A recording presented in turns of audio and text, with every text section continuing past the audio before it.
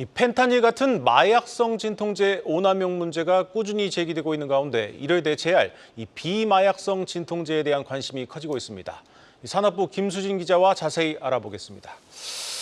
김 기자, 최근 이 비마약성 진통제에 대한 사회적 관심이 좀 큰데 국내에서도 좀 개발 움직임이 활발하다고 들었습니다. 현재 어떤 상황입니까? 네, 굉장히 다양한 기업들이 좀 도전을 하고 있는데요. 네. 그래도 이제 조금 주목받고 있는 곳이 두 군데가 있습니다.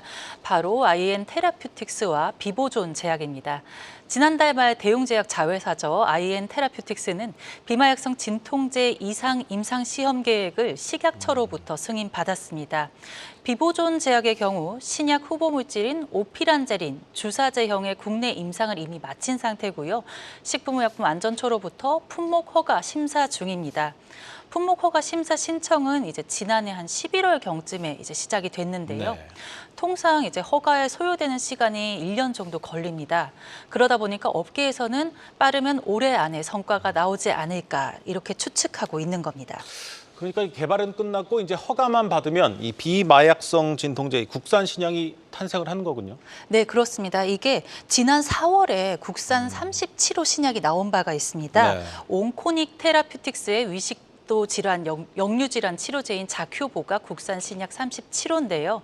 올해 안에 만약에 오피란제린이 허가를 받으면 국산 신약 38호가 될 가능성이 굉장히 유력합니다. 네. 저희가 직접 비보존 제약과 이야기를 나눠봤습니다. 이제 관계자 말로는 현재 품목 허가 심사가 굉장히 원활하게 진행되고 있다. 그리고 식약처 허가를 받게 된다면 내년부터 국내 판매와 마케팅을 본격적으로 진행할 준비가 모두 마쳤다. 이런 식으로 밝혔습니다. 네.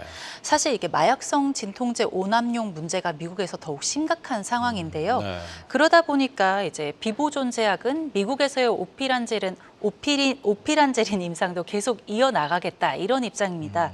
초대형 시장도 함께 공략하겠다는 겁니다.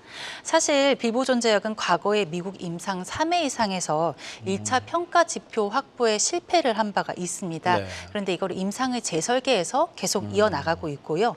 제형 변경에 대해서도 고민을 하고 있는데 주사 외에 피부에 붙이는 패치, 그러니까 경피 투여 제형이죠. 이것으로 만들기 위해서 아이큐어와 공동 개발 중이기도 합니다. 네, 그렇다면 이 비마약성 진통제가 어떤 장점이 있는지 이 부분도 좀 궁금합니다. 네, 그렇습니다. 일단 부작용, 오남용 문제를 떠올리면 이제 얼마나 장점이 있는지가 이제 와닿으실 수 있을 텐데요. 네. 일반적으로 마약하고 생각을 하면 이제 이거 중독이 되는 거 아닌가 이렇게 생각을 하시는데 마약성 진통제 역시 같은 부분이 있는 상황입니다. 네. 펜타니닐이나 모르핀 등이 마약성 진통제 일종인데요. 일반적인 우리가 그냥 아픔이나 통증을 느낄 때가 아니고 수술이나 분만처럼 극심한 통증이 나타날 때 사용을 합니다. 네. 이런 마약성 진통제는 중추 신경계를 억제하기 때문에 강력한 통증 경감 효과가 있는데 과하게 사용하면 오히려 호흡까지 이제 차단을 해서 산소 부족이나 사망에 이르게까지 한다는 그런 단점이 있습니다. 또 진통 효과가 주는 쾌감으로 중독될 위험도 있고요. 네.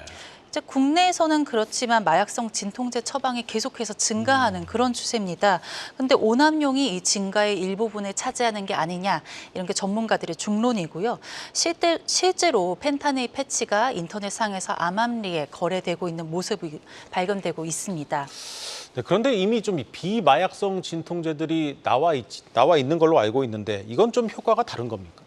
네, 조금 다릅니다. 기존에 있는 비마약성 진통제는 우리가 약국에서 흔히 아플 때 접할 수 있는 타이레놀 같은 아세트아미노펜제제 네. 그리고 비스테로이드성 소염 진통제로 구분할 수가 있는데요. 이런 것들이 마약성 진통제만큼 진통 효과가 강력하지가 않습니다. 네. 그래서 비마약성 진통제지만 진통 효과는 크고 중독 위험이 없는 신약이 필요한 상황이고요. 오피란제린이 이 자리를 차지할 것인지가 관건입니다. 네, 잘 들었습니다. 산업부 김수진 기자였습니다.